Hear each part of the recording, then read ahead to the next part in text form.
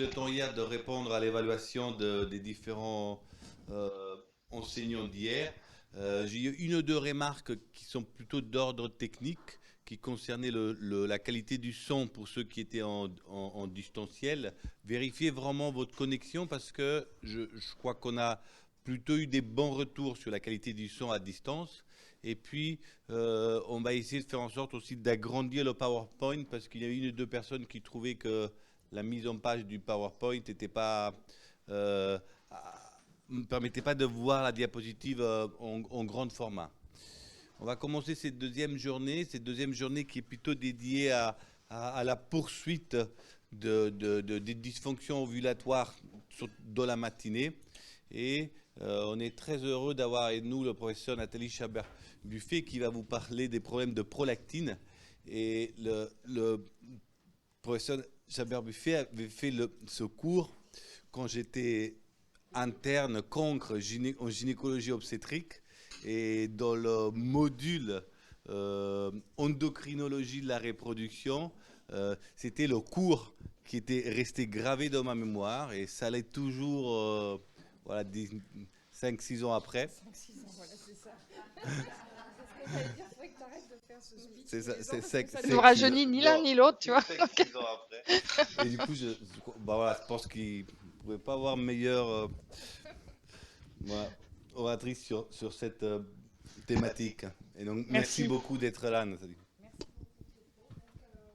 Alors, les hyperprolactinémies, je vous propose de poser des questions au fur et à mesure si vous en avez pour éviter qu'on se perde en route. Voilà, donc moi je suis endocrinologue de formation, mais je travaille à plein temps dans un service de gynécologie depuis longtemps maintenant, donc comme l'a dit Pietro.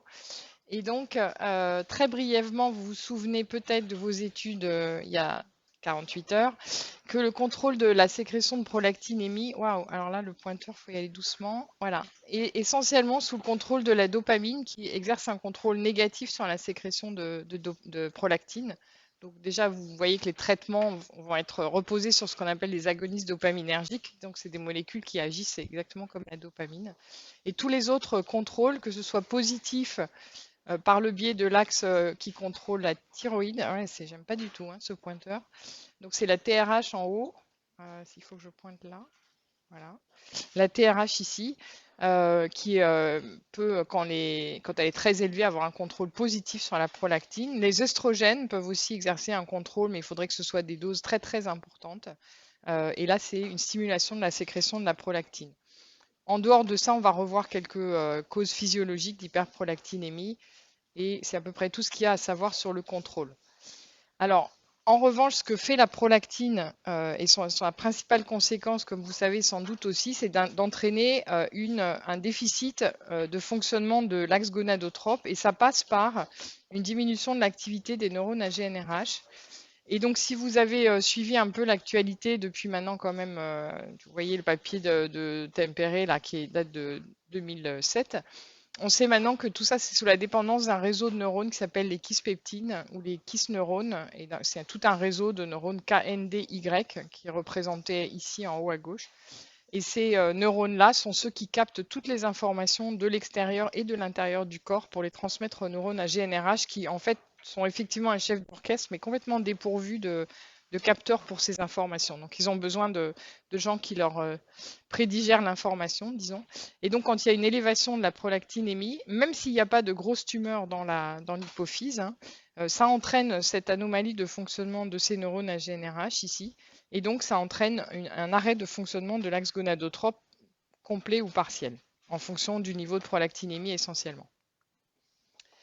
Alors, très rapidement, parce que vous connaissez ça, qu'est-ce que ça donne l'hyperprolactinémie? Essentiellement, donc, chez les femmes, le fameux syndrome aménorrhée-galactorrhée, ça vous connaissez. Donc, ça peut être pas complètement une aménorrhée, mais juste des troubles du cycle.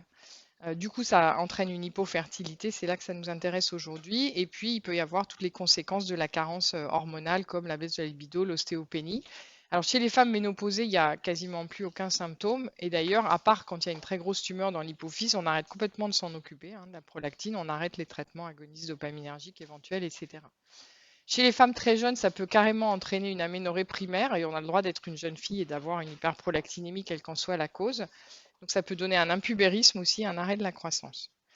Comme vous êtes des FIVIS, je vous parle aussi un peu des hommes. Et chez les hommes, en fait, ça se traduit essentiellement par des troubles de la fonction sexuelle. Et en général, d'ailleurs, ils sont plutôt amenés par leur femme ou leur conjointe qui trouvent que ça va plus très bien. Parce que n'ayant plus de libido, ils se plaignent même pas de ça, en fait, ils se rendent même pas compte. Voilà, ils peuvent rarement avoir une gynécomastie qui est due en fait à la baisse de la testostérone. Une galactorée, c'est très rare. Et puis comme chez la femme, les conséquences de la carence hormonale. Et de la même façon, chez un jeune, ça peut se traduire par un retard pubertaire et un arrêt de la croissance. Alors, le plan en général, en fait, c'est de se dire, je vois quelqu'un qui a eu un dosage de prolactinémie, ce dosage est élevé, comment je fais pour aller jusqu'à un diagnostic étiologique? Et je vais commencer par éliminer, entre guillemets, un certain nombre de choses qui interfèrent. Alors, il y a les causes physiologiques, donc bien sûr, la grossesse, une femme enceinte, ça a 150 nanogrammes par millilitre de prolactine, hein, donc ça n'a aucun intérêt de la doser pendant la grossesse, évidemment. Pendant l'allaitement, il y a un petit niveau de base qui se perpétue puisque pendant chaque tétée, il y a un pic de prolactine qui se crée et donc finalement ça fait que le niveau de base augmente un peu. Et donc ça peut durer cet effet sur l'axe gonadotrope, comme vous savez, à peu près jusqu'à 6 mois. Hein. C'est ce sur quoi on se base pour utiliser l'aménorrhée lactationnelle comme méthode de contraception naturelle. Donc on dit qu'au bout de 6 mois, il faut arrêter de compter là-dessus parce que ça ne fonctionnera plus. Bon, le stress est connu aussi pour faire monter la prolactinémie. Donc, c'était à la base de tous les conseils pour les dosages de prolactine qu'on donnait avant. Il fallait arriver longtemps avant, se reposer, poser un cathéter, faire des prélèvements étagés tous les 20 minutes, etc. Aujourd'hui, on a essayé de simplifier les choses. Et le premier dosage de prolactine, on le fait comme ça. Elle arrive, on prélève. Voilà. Si c'est normal, fin de l'histoire. Si c'est pas normal, on affine. Voilà. Et puis, les stimulations mammaires, donc le prototype, c'est la tétée. Mais aussi, les femmes qui ont un zona dans l'air mammaire ou des choses comme ça peut faire monter un peu la prolactine. Ensuite, il y a des causes endocrinologiques. Donc, l'hypothyroïdie, il faut qu'elle soit vraiment très profonde pour que ça entraîne une hyperprolactinémie. Ce n'est pas la TSH à 8-9, ça ne va pas vous faire monter la prolactine. Puis ensuite, des causes plus rares, l'acromégalie, syndrome de Cushing. Et puis, il y a cette discussion sur les syndromes des ovaires polykystiques, où on a dit, bah oui, elles sont en hyperestrogénie chronique, donc ça fait monter un peu la prolactine, et donc elles ont une hyperprolactinémie. Donc ça, il ne faut plus raisonner comme ça. Hein. Une femme qui a un SOPK et une hyperprolactinémie, il faut vérifier pourquoi elle a une hyperprolactinémie indépendamment du SOPK. C'est notamment les données de l'équipe de Lille hein, qui ont publié une grosse série comme ça de SOPK avec hyperprolactinémie qui ont montré qu'il y a un taux non négligeable d'adénome à prolactine dans cette population. Donc il faut faire une IRM. Ensuite, mais ça vous le savez, en général, c'est les femmes qui ont une insuffisance hépatique ou rénale sévère. Et en tête de gondole, en fait, et j'aurais dû commencer par là si on voulait être par fréquence, les causes les plus fréquentes, c'est les médicaments. Donc c'est essentiellement tout ce qui est psychotrope. Il y aura un tableau que je ne détaillerai pas tout à l'heure, mais vous l'aurez comme ça avec tous les médicaments qui génèrent une hyperprolactinémie. Voilà, les choses plus rares, la chirurgie mammaire, le zona dont je vous ai parlé, tout ça, sont figurées sur la droite. Donc ça, on en a parlé, je passe. Alors, autre cause d'hyperprolactinémie qui en fait n'est pas une vraie hyperprolactinémie, c'est la fameuse macroprolactinémie.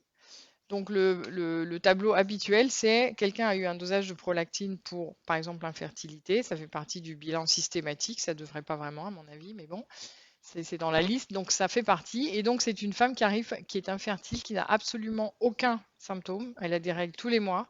D'ailleurs, tout le reste de son bilan hormonal est parfaitement normal. Et elle a eu une IRM puisqu'elle avait une prolactine à 40 nanogrammes par millilitre. Et cette IRM hypophysaire est normale.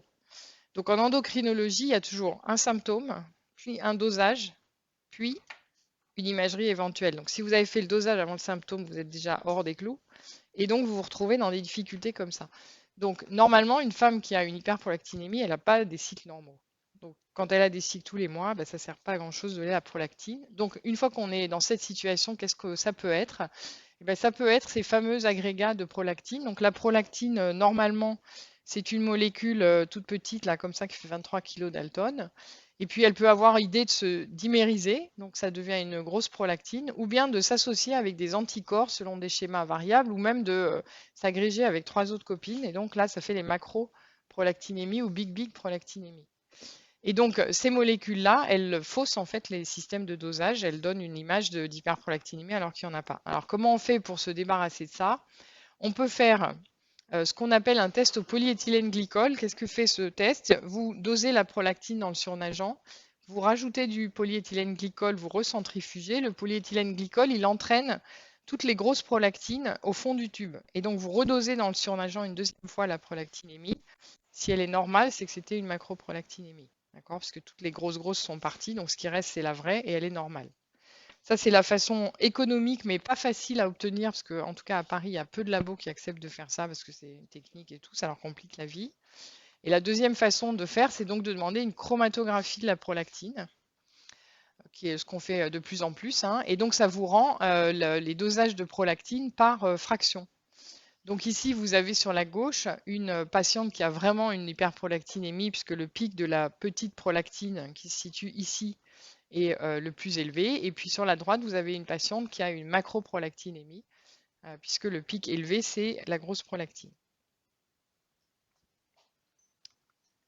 Alors ça, c'est une liste un peu plus détaillée de tous les médicaments qui peuvent donner une hyperprolactinémie par classe et par intensité de l'effet. Je passe là-dessus, vous le reprendrez tranquillement.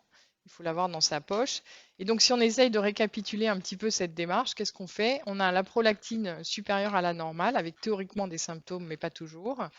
Donc, si elle est supérieure à la normale, la première chose, comme il y a les problèmes de conditions physiologiques là, qui peuvent faire monter un peu la prolactine, aller quand il fait froid à 8 heures à jeun au laboratoire, c'est stressant, donc ça fait monter la prolactine. Donc, vous commencez par redemander un deuxième dosage dans des conditions un peu plus calibrées. Donc, si vous écrivez contrôle d'une hyperprolactinémie, le laboratoire, il sait ce qu'il doit faire, hein, il laisse la femme au repos un petit peu, etc. Donc si ça continue à être supérieur à la limite de la normale, qui, je le rappelle, est 20 nanogrammes par millilitre, méfiez-vous, il y a deux unités. Il y a aussi des unités internationales avec un facteur de conversion qui est très important, 40. Et donc si vous regardez le chiffre en unité en vous pensant en nanogrammes, vous allez avoir beaucoup d'hyperprolactinémie. Donc c'est 20 nanogrammes par millilitre.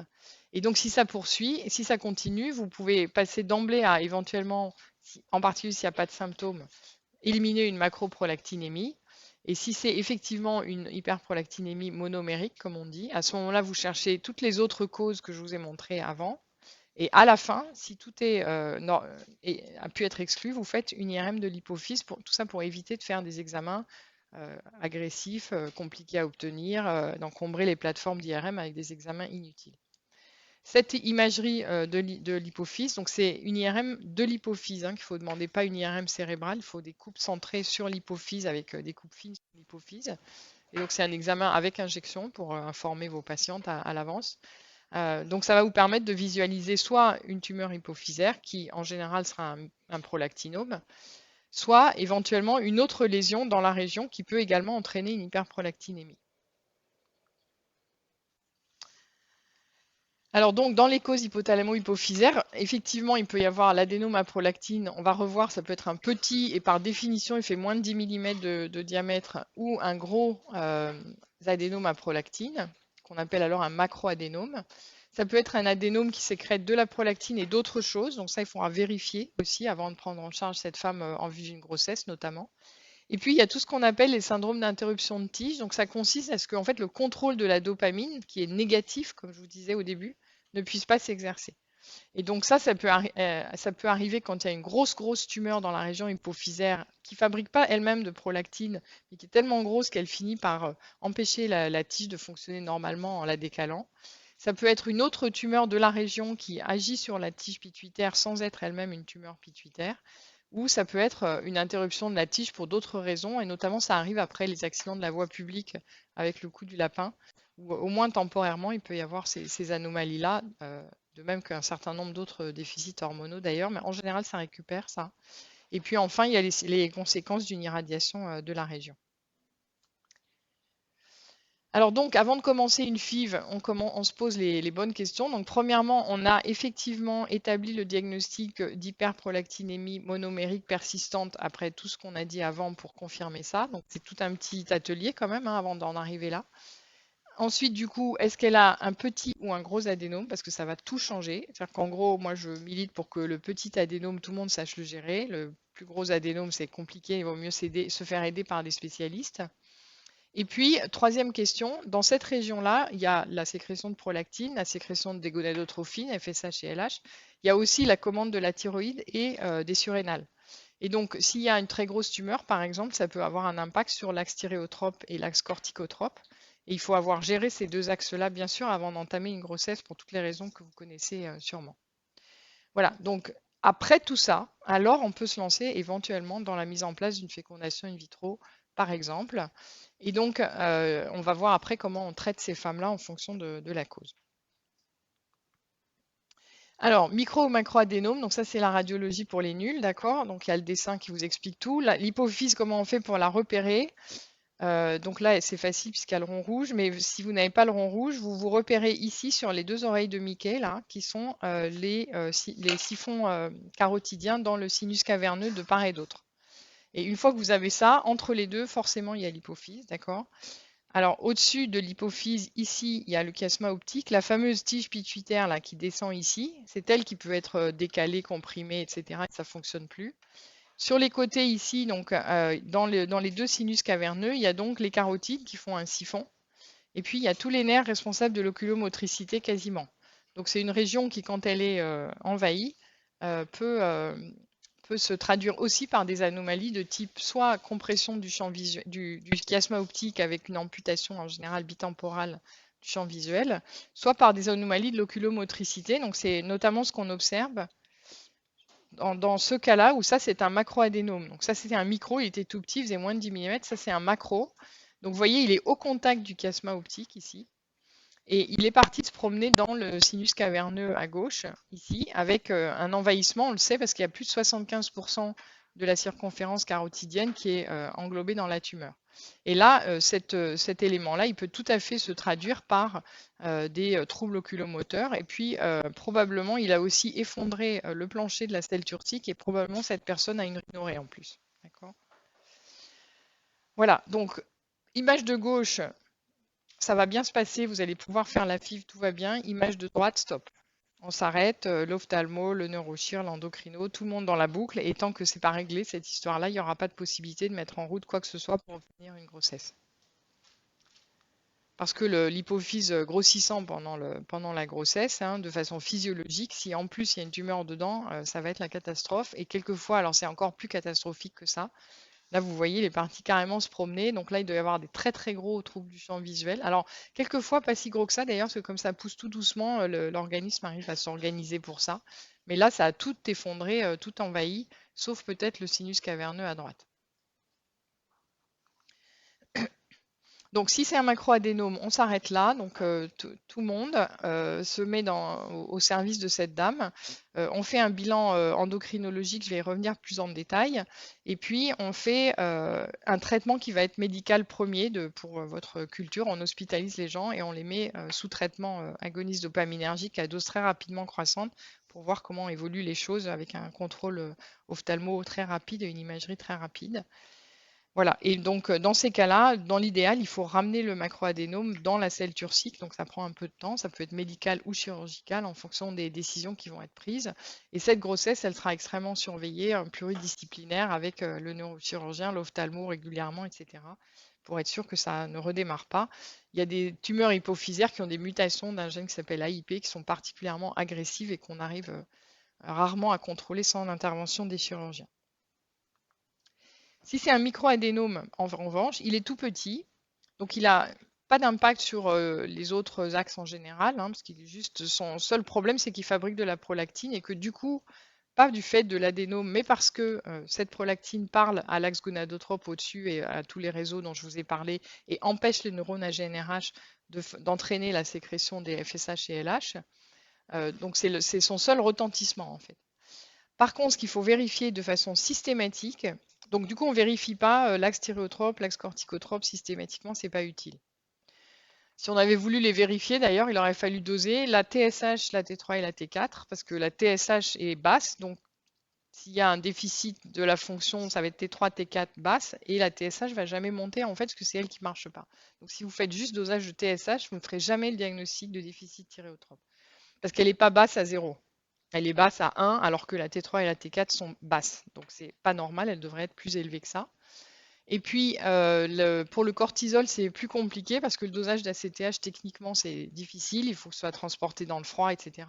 Donc, en fait, le conseil, la recommandation, c'est de doser le cortisol le matin à 8 heures. Pareil, normalement, on est hyper stress, donc on a un cortisol plutôt dans les valeurs hautes de la normale. S'il est dans les valeurs basses de la normale, c'est pas normal. Donc, là, on ne le fait pas parce que ça ne nous intéresse pas pour le microadénome. Et en revanche, il faut absolument vérifier parce que ces adénomes peuvent être mixtes et qui fabriquent de l'hormone de croissance quelquefois. Et donc ça, c'est une recommandation très ancienne, hein. Il faut systématiquement dépister une acromégalie chez les femmes qui ont un adénome à prolactine. Il faut qu'il y ait un adénome, hein, ce n'est pas l'hyperprolactinémie comme ça. Pourquoi? Parce que c'est juste le bon moment pour les diagnostiquer. C'est une maladie très grave, l'acromégalie, hein, avec des conséquences cardiovasculaires notamment très importantes, une ostéoporose, tout un tas de complications et cancers du côlon, tout ça est augmenté par l'acromégalie. Et en plus, au fil du temps, elles finissent par avoir une drôle de tête quand même. Et donc, quand on peut dépister ces femmes-là ou ces hommes-là, mais en général, on les loupe les hommes pour toutes les raisons que j'ai dites avant, et ben ça leur évite d'avoir ce syndrome morphologique qui n'est pas du tout sympathique et qui ne sera pas récupérable une fois qu'il est installé, même si on les traite. Et donc, pour dépister une hypersécrétion de GH, qu'est-ce qu'on fait? On dose la molécule qui est fabriquée par le foie sous l'effet de l'hormone de croissance qui s'appelle l'IGF-1. Donc, on fait juste un dosage de base de l'IGF-1 et si c'est normal, c'est terminé. On oublie l'acromégalie. Alors, on ne fait pas de bilan ophtalmologique non plus. Vous avez vu cette toute petite boule dans un des lobes de l'hypophyse. Il n'y a aucun risque pour qu'elle aille comprimer les voies optiques au stade où vous la voyez. Et d'ailleurs, elle n'évoluera que dans 2% des cas, donc vous avez très peu d'inquiétude sur l'avenir en général. En revanche, ce qu'il faut éliminer quand même rapidement, c'est l'association avec d'autres endocrinopathies. Donc ça s'inscrit dans le cadre des néoplasies endocriniennes multiples de type 1. Alors, c'est probablement 5% des adénomes à prolactine font partie d'une NEM1. C'est pas beaucoup, mais ça vaut le coup de vérifier. Et donc, qu'est-ce qu'il y a dans les NEM1? Il y a d'autres pathologies qu'on va voir. Ensuite, on va réfléchir à s'il faut traiter cette hyperprolactinémie si vous êtes dans le contexte d'une indication de fécondation in vitro ou d'induction de l'ovulation autrement, pour X, Y ou Z raison. Et pour finir, ce sera une grossesse quasiment normale, quasiment sans particularité après. Alors, ces néoplasies endocriniennes multiples de type 1, qu'est-ce que c'est? C'est des anomalies qui sont liées à une mutation du gène de la ménine. Ça entraîne une pathologie antéhypophysaire, c'est notre adénome, qui n'est pas toujours à prolactine d'ailleurs, des parathyroïdes, et puis aussi des tumeurs cortico-surrénaliennes, pancréatiques, et des tumeurs bronchiques, thymiques, etc. Donc, le point par lequel on peut attraper ça, c'est de vérifier comment vont les parathyroïdes. Pourquoi? Parce que, comme vous voyez, la pénétrance de l'hyperparathyroïdie dans cette maladie, c'est quasiment 100%. Et en plus, dans l'histoire de la maladie, c'est ce qui apparaît en premier. D'accord? Donc, du coup, si vous voyez une dame avec un adénome à prolactine, en toute logique, si elle a une M1, elle doit déjà avoir une hyperparathyroïdie. D'accord? Donc, comment on les dépiste, ces gens-là? On vérifie que dans la famille, il n'y a pas des histoires de lithiase rénale bizarres, de gens qui ont des tumeurs de l'hypophyse. Ça peut arriver quelquefois. La patiente elle-même, est-ce qu'elle n'a pas eu des lithiases rénales dans le passé? Et puis ensuite, on fait un dosage de calcémie qu'il faut normaliser par l'albuminémie, comme vous savez, pour être sûr que c'est bien une hypercalcémie, et un dosage de parathormone. D'accord? Et quand vous faites ça et que tout est normal, ça va. Alors là, c'est pareil que tout à l'heure, quand on a une calcémie à la limite supérieure de la normale, on ne doit pas avoir une parathormone à la limite supérieure de la normale. D'accord? Donc calcémie limite sup ou un peu élevée et parathormone limite sup, c'est une hyperparathyroïdie. D'accord? Ça, c'est important. C'est toujours ce dialogue entre celui qui contrôle et sa cible.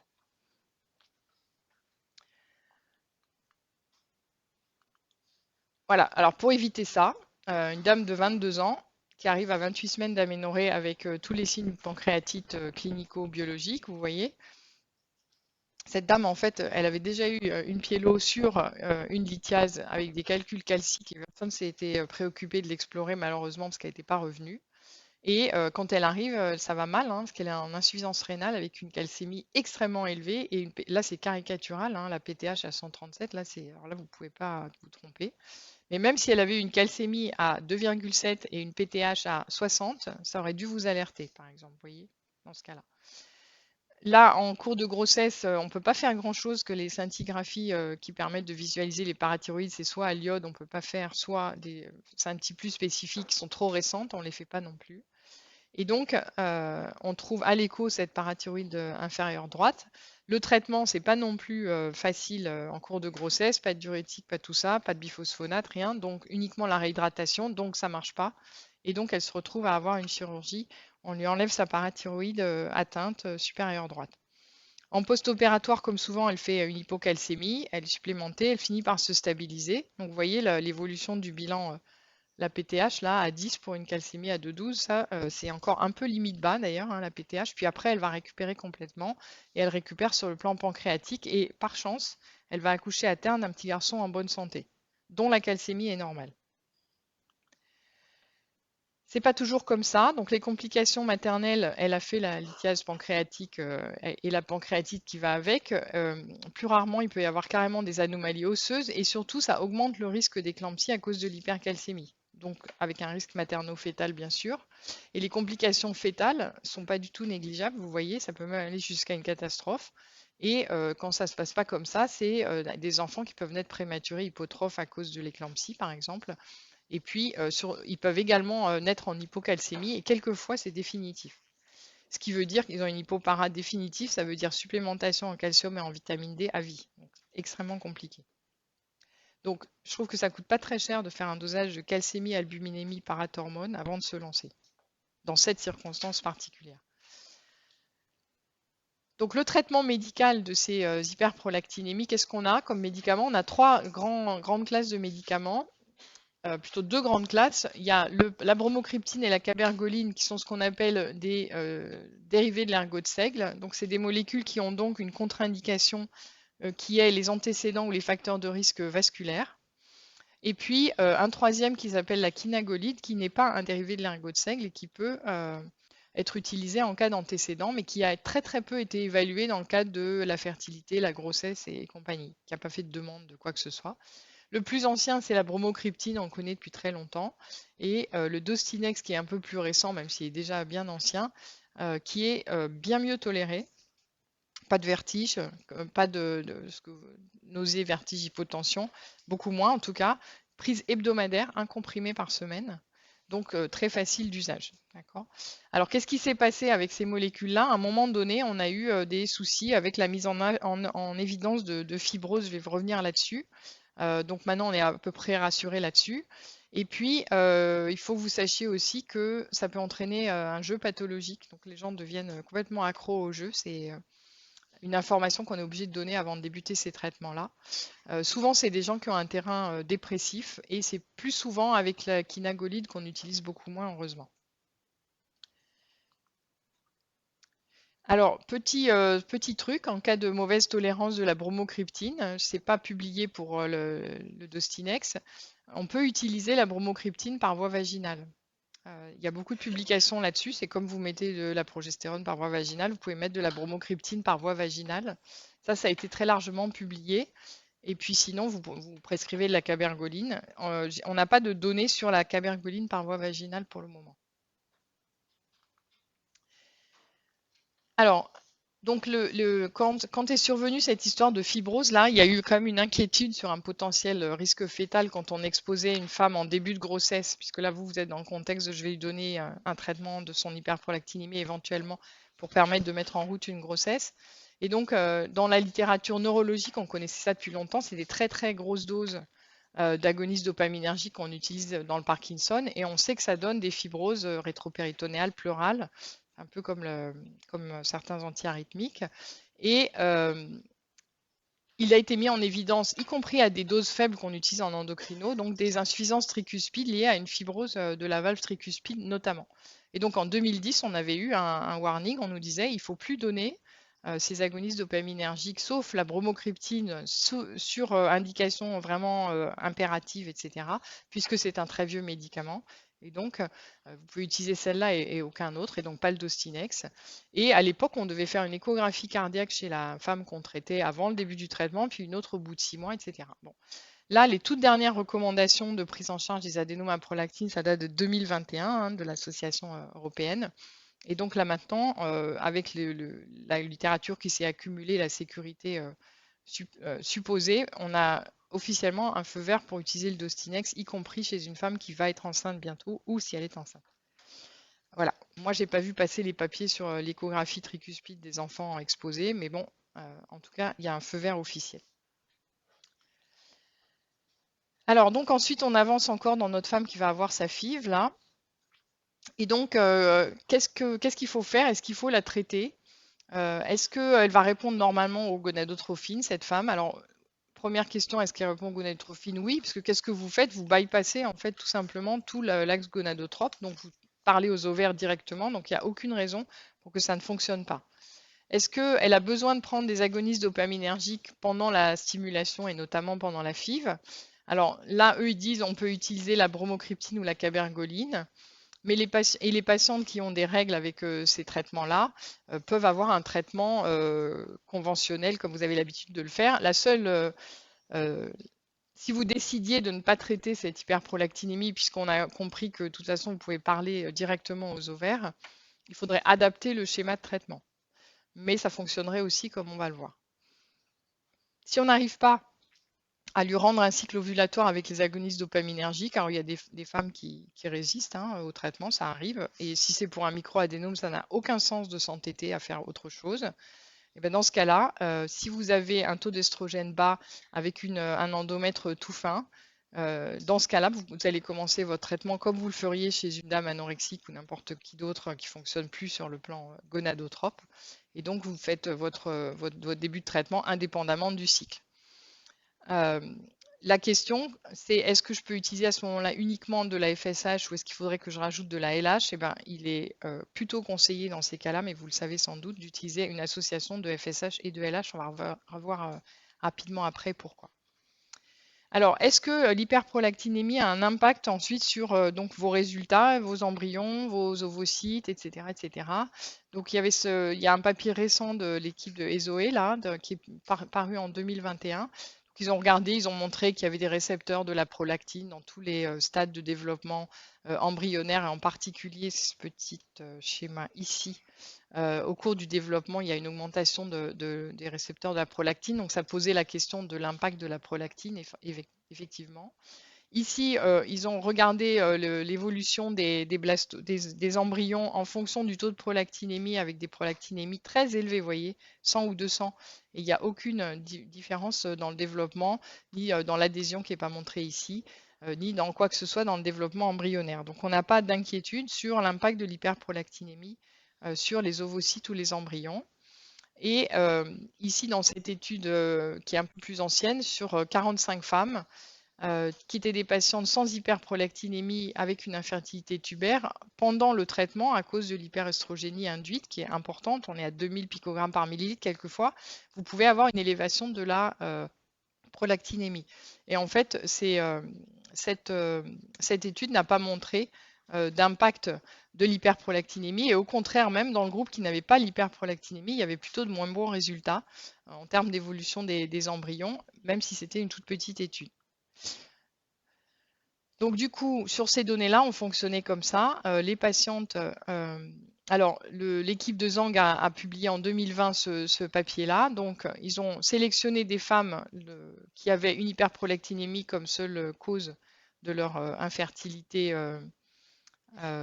de couple. Et la particularité de l'étude, c'est qu'ils ont exclu les femmes qui avaient vraiment une importante hyperprolactinémie. Et en fait, dans la littérature, c'est ça qui manque. En fait, on a très peu de données avec des vraies hyperprolactinémies très élevées à 100 nanogrammes par millilitre, par exemple. Et donc, ils ont regardé les résultats de FIV. Alors, ils ont stimulé, comme il n'y avait pas une très importante hyperprolactinémie, ce n'était pas des femmes avec l'estradiol dans les chaussettes, endomètre à 1 mm. Donc, ils ont stimulé avec de la FSH. C'était des cycles avec des analogues de la GnRH débutés à J2 et un déclenchement par HCG. Et donc, on retrouve aucune anomalie entre le groupe des femmes qui avaient une prolactine inférieure à 16, ils ont défini ça arbitrairement, ou supérieure à 16, en termes de taux de grossesse cumulée. C'est la ligne qui est entourée en rouge ici. C'est pareil, quel que soit le taux de prolactine. Ensuite, ils ont un peu mieux stratifié leurs patientes en regardant selon le niveau de prolactine. Donc, ça ne va pas dépasser 50, puisqu'ils avaient exclu les patientes au-delà de 50. Et donc, quel que soit le taux de prolactinémie, on ne retrouvera pas de différence significative, avec même plutôt une tendance à une augmentation des chances de grossesse clinique et une toute petite augmentation des chances de naissance vivante chez les patientes qui ont les taux de prolactine les plus élevés, sans qu'on sache très bien pour quelle raison ce résultat a été retrouvé. Encore une autre étude ici qui va remontrer de nouveau la même chose, c'est-à-dire l'absence d'impact. Je regarde l'heure. Oui, ça va un petit peu de temps. Sur l'hyperprolactinémie, qu'on la traite ou qu'on la traite pas, sur les chances de succès donc l'obtention d'embryons de bonne qualité, ici, avec, vous voyez, l'absence totale de différence entre les deux groupes traités-pas traités. Pareil pour les issues de grossesse, hein, pas d'anomalie dans les issues de grossesse, pas de différence des taux d'embryons transférés, rien, tout était absolument similaire.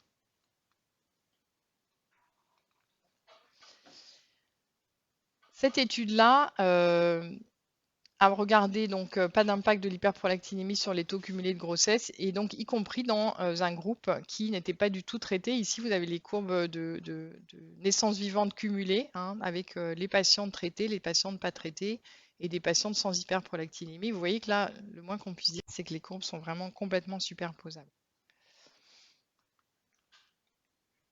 Celle-ci, qui est l'étude de Zhang, je vous en ai parlé. Alors, si on a une hyperprolactinémie importante avec donc ce déficit vraiment estrogénique important, il faut associer la FSH et la LH. Et donc, vous vous souvenez aussi probablement de tous ces travaux-là qui ont évalué l'intérêt de la LH dans les stimulations dans ces circonstances-là.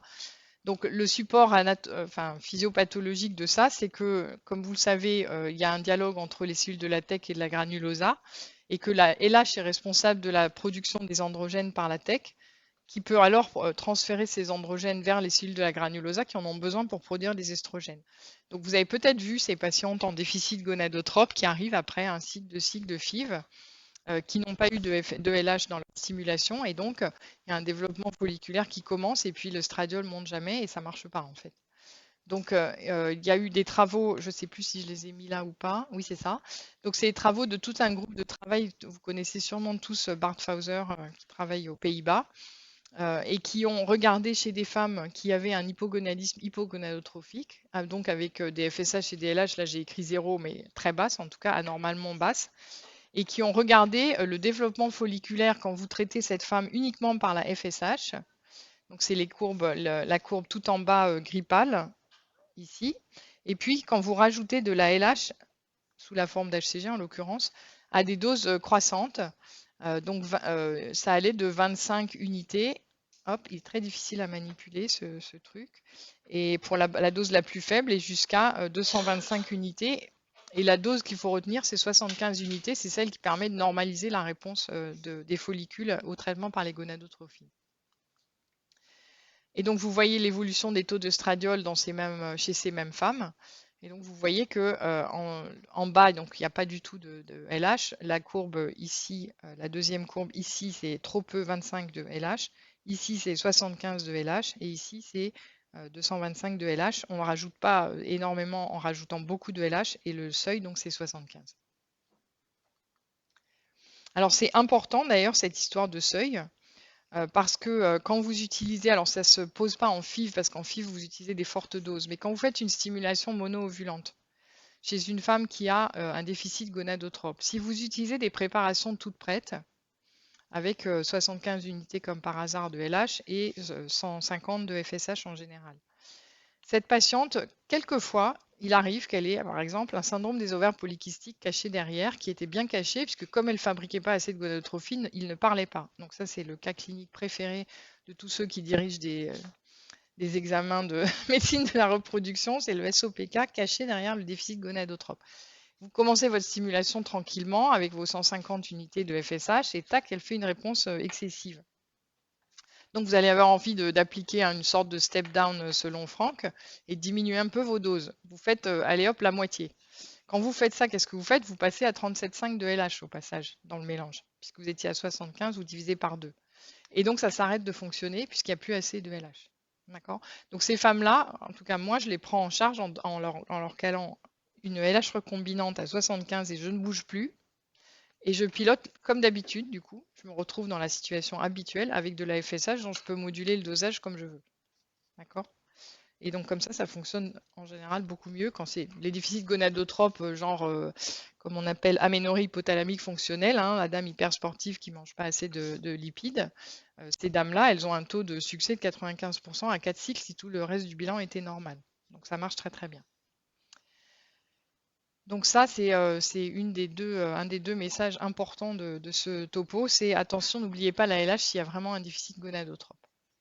Donc finalement, vous faites un bilan qui doit être adapté à la situation. Donc premièrement, vous avez éliminé tout ce qui n'est pas réellement un problème parce qu'il n'y aura pas d'adénome à prolactine. Deuxièmement, vous allez regarder si c'est un micro-adénome à prolactine. C'est la très grande majorité des cas. Je ne vous l'ai pas dit, mais c'est plus de 80% des cas même. Donc microadénome à prolactine, il faut juste éliminer la co-sécrétion d'hormones de croissance et un problème éventuel d'hyperparathyroïdie associé. Et c'est tout.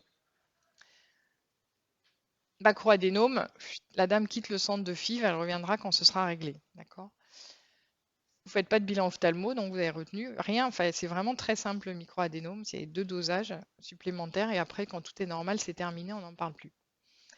S'il n'y a pas d'autre cause d'infertilité et que c'est un microadénome, dans ce cas-là, s'il n'y a vraiment aucune autre raison, théoriquement, en la mettant sous Dostinex, elle va avoir, comme les dames qui ont un déficit gonadotrope fonctionnel, 95% de chance de grossesse à 4 mois, si elle est jeune.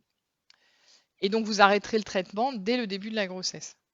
C'est une indication qu'il faut donner à la femme parce que quand même, malgré tout, il y a eu des alertes, etc., etc. Donc, dès qu'elle se sait enceinte, elle arrête le traitement et la grossesse va continuer. S'il n'y a pas d'autre cause d'infertilité et un macroadénome menaçant, comme on a dit, donc là, elle part dans je vais avoir des agonistes à forte dose. À ce moment-là, nous, il faut qu'on mette en place une contraception, qu'on oublie toujours, hein, les fondamentaux quand les dossiers sont compliqués. Donc c'est comme en cancéro, comme dans tout le reste. Dans ce cas-là, la contraception va être forcément non estroprogestative, hein, c'est formellement contre-indiqué en cas de gros adénome à prolactine. Bon, on la traite et puis ensuite on essaiera de débuter la grossesse. S'il y a une autre cause d'infertilité, notamment, donc c'est le cas qui nous intéresse plus aujourd'hui, une indication à faire une fécondation in vitro par exemple, et qu'elle a un microadénome, donc je ne suis pas convaincue, moi, de l'intérêt du tout de traiter l'hyperprolactinémie dans ces cas-là. S'il y a un déficit gonadotrope complet, en revanche, ce qui est sûr, c'est qu'il faut rajouter de la LH dans le protocole de traitement. Et puis, il y a des femmes qui résistent au traitement agoniste dopaminergique, et donc ça ne sert à rien de continuer et de leur donner, hein. Donc, vous mettez en route un traitement agoniste dopaminergique, le contrôle, c'est au bout d'1 mois. Et au bout d'1 mois, si ça ne marche pas, c'est que la dose n'était pas suffisante. Vous pouvez augmenter un peu la dose. Dostinex, une fois que vous êtes à 2 comprimés par semaine, à mon avis, c'est pas la peine d'essayer de continuer à augmenter encore, c'est qu'elle est résistante. Vous pouvez essayer, si vous y tenez, du Parlodel à la place. Et le Parlodel, c'est 2,5 puis 5, puis éventuellement 7,5 puis 10. Si à 10 ça marche pas, c'est que ça marchera jamais, hein. Donc en général, c'est relativement plus simple de juste modifier votre schéma de stimulation pour pouvoir induire une grossesse. Voilà, donc ça c'est le microadénome. S'il y a une autre cause d'infertilité, un macroadénome, donc là elle repart dans le circuit endocrino, neurochir et compagnie avant d'être prise en charge. Les macroadénomes pendant la grossesse, ce n'était pas forcément exactement le sujet, mais en général, on continue le traitement agoniste dopaminergique pendant toute la grossesse, sauf si on a réussi à remettre l'adénome dans la selle turcique. À ce moment-là, on peut essayer de suspendre le traitement et de voir comment ça évolue et de le reprendre si ça évolue pas. Mais du coup, on est obligé de faire des IRM. Alors, microadénome et IRM pendant la grossesse, comme c'est tout petit, vous ne voyez rien si vous ne faites pas d'injection, donc on ne les surveille pas pendant la grossesse par IRM. Voilà. Macroadénome pendant la grossesse, on n'a pas besoin d'injection pour voir un énorme pougnac, donc on peut faire des IRM non injectés pendant la grossesse pour surveiller. Voilà, je crois que j'ai terminé, donc je suis à votre disposition pour répondre à vos questions. Je suis un peu en avance.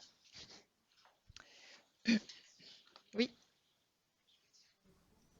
Alors, j'ai pas de micro. Et je ne sais pas si on voit des questions des gens à distance. C'est toi qui les vois? D'accord, c'est madame. J'ai 2 questions. La première, c'est par la suite pour l'allaitement maternel, est-ce qu'il y a des contre-indications selon que ce soit un micro ou un macroadénome? Et ensuite, dans le postpartum, la fréquence de surveillance, par exemple, d'un microadénome au niveau de l'IRM? Oui, alors pendant le postpartum, l'allaitement, en gros, c'est il y a eu besoin d'un agoniste dopaminergique, il a été maintenu pendant toute la grossesse et il est toujours présent à la fin de la grossesse, il n'y aura pas de montée laiteuse et pas d'allaitement. Et donc il y a une non-indication d'une certaine façon parce que techniquement ce ne sera pas possible. Et quand c'est un macroadénome menaçant en particulier, on ne préfère pas de toute façon. Microadénome, aucun problème. Le microadénome, en fait, vous arrêtez les agonistes en début de grossesse s'il y en a eu. Et ensuite, c'est la vie normale en gros. C'est juste en consulte en obstétrique, on lui demande si elle a mal à la tête et si elle a de temps en temps des petits déficits là. Mais c'est tout ce qu'on fait. L'évolution, c'est maximum 2,5%. Donc c'est très très rare. Donc ça c'est là. Et la surveillance, en fait, il faut les revoir après le sevrage du bébé s'il y a allaitement. Et voir déjà si elles ont retrouvé des règles s'il n'y en avait pas avant. Au moment de l'accouchement, quand il y a cette hémorragie liée à l'accouchement, enfin ce saignement, il y a une mise en économie et donc en ischémie relative de tout un tas d'organes dans le corps, hein, notamment l'hypophyse, qui n'est pas considérée comme une priorité à ce moment-là. Et donc, les adénomes qui sont très vascularisés, en particulier, se retrouvent en ischémie. Et donc, en fonction des séries, il y a 35 à 50% des adénomes à prolactine qui s'autodétruisent pendant les accouchements. Donc déjà, elle peut tout à fait avoir guéri, c'est un bon traitement de l'adénome à prolactine d'avoir un bébé. Et donc, elles peuvent tout à fait avoir guéri cette hyperprolactinémie. Donc, elles ont retrouvé des cycles. Après, elles font leur retour de couche normal alors qu'elles étaient en aménorrhée depuis des années. Donc, si c'est ça, vous pouvez doser la prolactine, mais probablement elle sera normale. Et sinon, donc vous faites un dosage de prolactine au moment où elle devrait avoir des règles et qu'elle n'a pas récupéré de règles, donc en fonction de allaitement ou pas allaitement. Et puis en fonction de l'évolution du taux de prolactine, à ce moment-là, vous referez une imagerie, etc. Alors, il y a d'autres questions. Je ne sais pas s'il y a d'autres questions dans la salle. Après, on a aussi ça. Pour la macroprolactine, Oui. Est-ce que ça a les mêmes effets que la prolactine normale? Alors non, la macro, elle ne fonctionne pas en fait. Elle n'a pas d'effet. Donc c'est typiquement la dame qui a eu son dosage de prolactinémie pour X, Y ou Z raison, mais surtout pas un syndrome aménorrhée galactoré. D'accord. Donc c'est la première chose qui doit vous faire tiquer, c'est qu'elle fonctionne normalement cette dame. Donc ça, bon, a priori c'est qu'il y a un problème. Quand votre clinique ne correspond pas avec les résultats biologiques, le premier suspect c'est le résultat biologique toujours, hein, parce qu'un résultat biologique c'est une vraie aventure, donc il peut y avoir plein de choses qui interfèrent, et notamment ça. Et la limite normale de la prolactinémie, c'est 16 ou c'est 20? 20 nanogrammes par millilitre chez la femme. Merci. Ça va. Et la place de la pompe à GnRH, dans ce cas, à la place de la FSH-LH? Alors, la place de la pompe à GnRH, dans ces cas-là, s'il y a une tumeur hypophysaire qui est responsable, une grosse tumeur, ça ne va pas marcher. En revanche, vous pourriez utiliser une pompe à GnRH à la place du traitement, mais on pourrait, hein, c'est plus physiologique, pas en FIV, donc j'ai surtout parlé des stimulations en FIV, en stimulation mono-ovulante. S'il n'y a pas une énorme tumeur qui risque d'avoir un impact sur les cellules gonadotropes, vous pourriez utiliser, éventuellement.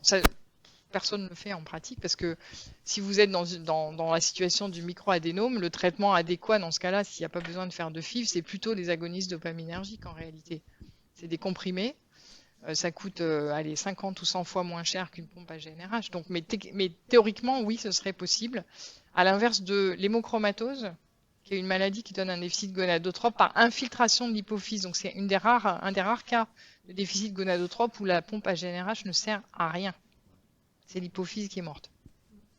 Et pour info, même quand on décharge les gens en fer, ça récupère que dans 50% des cas quand tout va bien. Pas dans 100% des cas. Et personne ne sait pourquoi les cellules gonadotropes sont les seules à être atteintes dans cette maladie-là, hein, parce que thyrotrope, corticotrope, ça marche. Hein. C'est la thyroïde elle-même qui est abîmée par le fer et les surrénales elles-mêmes. Si vous faites une IRM, c'est tout noir, c'est magnifique. La thyroïde toute noire, les surrénales toutes noires, l'hypophyse toute noire. Voilà. Le cœur tout noir et le foie tout noir. Ça, c'est moins bien. Voilà.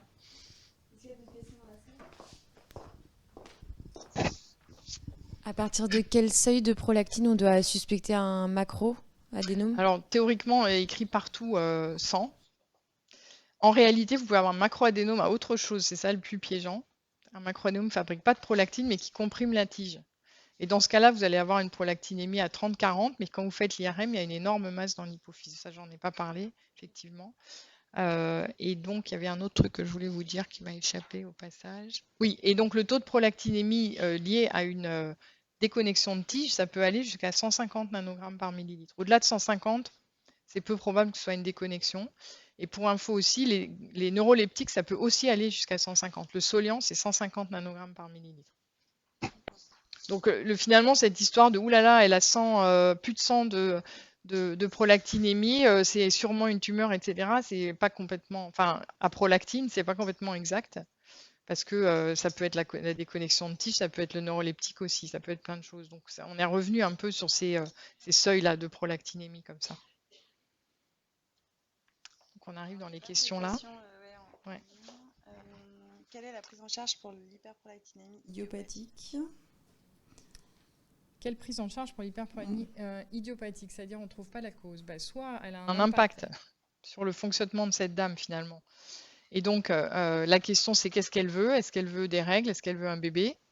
Si elle veut un bébé, bah, vous allez la prendre en charge de la même façon qu'on a dit là, et éventuellement en faisant une tentative de traitement par les agonistes dopaminergiques, ça marchera ou ça ne marchera pas.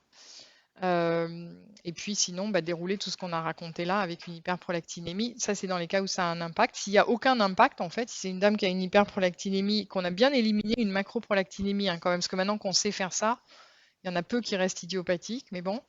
Une fois que vous avez éliminé tout ça, si ça n'a aucun impact sur son fonctionnement, vous la laissez tranquille en surveillant. On a eu, à un moment donné, on a dit oui, mais le risque de cancer du sein chez les hyperprolactinémiques, etc. Bon, là, il n'y a aucun argument qui confirme ça dans la littérature, donc on a arrêté avec ça. Donc, il n'y a pas de risque connu en lien avec l'hyperprolactinémie quand il n'y a pas de retentissement sur l'axe gonadotrope. Qu'est-ce qu'il faut faire si le dosage de prolactine est en dessous de la norme? Moi, j'en profite pour une question que je fais tous les ans, du coup, la même question, hein, parce que c'est en tant que clinicien. Bah, je ne l'ai pas vu. Bah, du coup, comme partie faire bah, du coup, là, bah, elle a sûrement déjà répondu à la question. Et du coup, la question est toujours la même. Est-ce que la prolactine altère, donne des beaux ou des mauvais ovocytes? Est-ce qu'elle altère les chances d'implantation? On a vu des beaux papiers de 2020-2021 qui ont montré que non. Ouais. T'as raté la fin. Bon, alors il y en a qui s'inquiètent quand la prolactine est en dessous de la norme du labo. Alors, la prolactine en dessous de la norme du labo, pour moi, ça n'a pas d'impact. Comme Sophie Christin vient d'arriver, elle pourra compléter la réponse peut-être, mais pour moi, ça n'a pas d'impact. Donc, je m'en préoccupe pas plus que ça. À partir de quel taux de prolactine faut-il instaurer un traitement en cours de FIV dans le cas des hyperprolactinémies essentielles? Alors, en cours de FIV, elle était normale avant la FIV et elle monte pendant la FIV. Il n'y a pas de traitement à mettre en place, à ma connaissance. Et donc, si ce n'était pas normal avant, donc, après contrôle de la prolactinémie et avoir vérifié que c'est bien une hyperprolactinémie, à partir du moment où il y a une hyperprolactinémie, il faut s'en occuper en fait. Donc c'est supérieur à 20. Après, donc contrôle dans les bonnes conditions et élimination d'une macroprolactinémie notamment. Après, il y en a qui se posent la question de est-ce qu'il y a des signes spécifiques qui demandent de faire introduire l'agoniste dopaminergique pendant la grossesse? Dans le cas d'un microadénome. Alors déjà, dans le cas d'un microadénome, c'est exceptionnel, mais donc ce serait la dame, on est embêté là, si c'est un microadénome, on est embêté parce que du coup, pour le contrôler, il faudrait faire une IRM injectée, ce qu'on n'a pas envie de faire. Donc si elle se met à avoir des troubles visuels, des céphalées, c'est qu'on suppose qu'il y a eu une évolution. Dans ce cas-là, on fait une IRM non injectée. Et s'il y a eu une évolution du microadénome, alors on remet en place un traitement. Est-ce qu'il y a différents dosages du traitement? Alors ça, j'en ai parlé. Donc par l'Odel, c'est 2,5 par comprimé et 5. Il y a des comprimés à 5 et on peut augmenter les doses. Et le Dosinex, il n'y a que des comprimés à 0,5. Donc en général, on fait un comprimé par semaine. Ensuite, on fait 2 comprimés en mettant 2 jours différents un comprimé pour rapprocher les prises. Et puis ensuite, on augmente le dosage de chacune des prises s'il faut vraiment augmenter, mais c'est très très rare qu'on fasse ça. Ça m'arrive jamais. Après, il y en a qui se posent une question sur les fausses couches. Fausses couches et hyperprolactinémie modérée idiopathique. Est-ce qu'il y a un... À mon avis, à ma connaissance, il n'y a pas de lien. Non. Après, il y a des questions sur les conversions en ligne, mais je pense que vous pouvez aller voir sur Internet. Les conversions, ça se fait facilement pour convertir. Enfin, il y a plein de sites qui convertissent les unités de prolactine. En gros, c'est 40 le facteur, mais 1 égale 40, 1 nanogramme égale 40. Mais vous avez effectivement des sites Internet où ça se fait automatiquement. Je pense que c'est pas mal. C'est pas mal.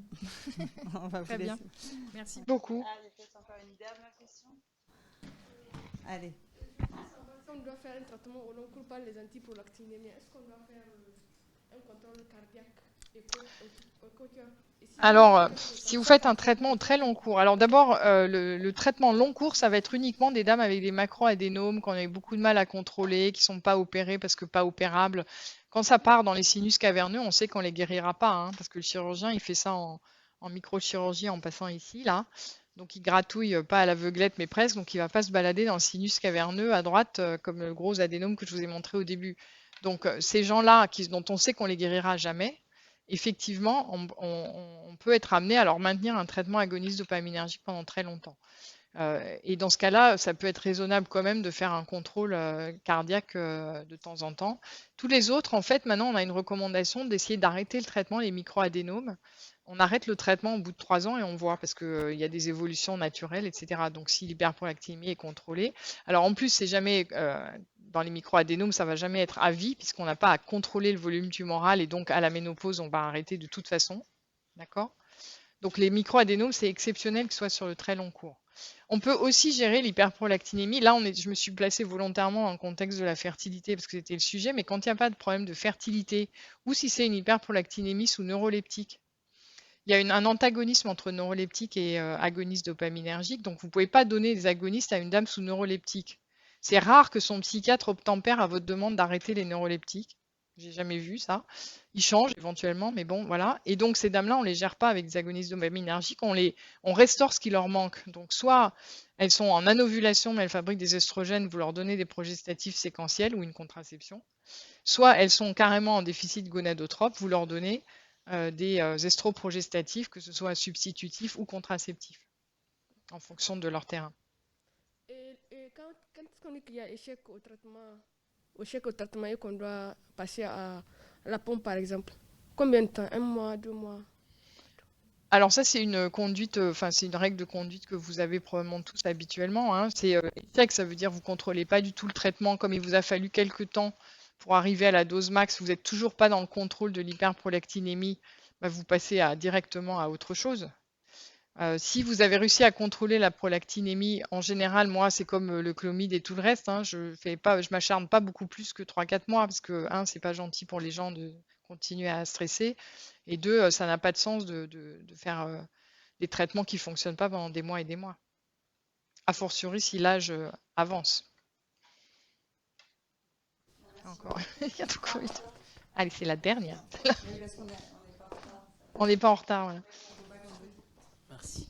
Y a-t-il un suivi particulier pour les patientes qui prennent du Dostinex depuis plusieurs années?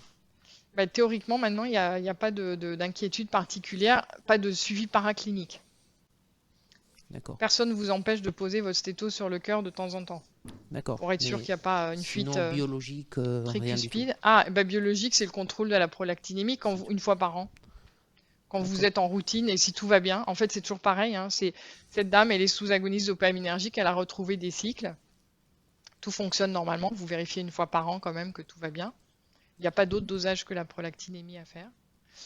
Si ça ne va pas, que tout d'un coup elle se redétraque, elle n'a plus de cycle, etc., vous revérifiez votre taux de prolactinémie avant le 1 an pour vérifier si elle n'est pas en train d'échapper au traitement. Quel est le cut-off pour augmenter une dose? Parce que moi j'ai une patiente qui garde le cut-off, une prolactine qui c'est pas le cut-off, c'est haute. la dame. Le cut-off, c'est est-ce qu'elle a des règles ou pas. Point.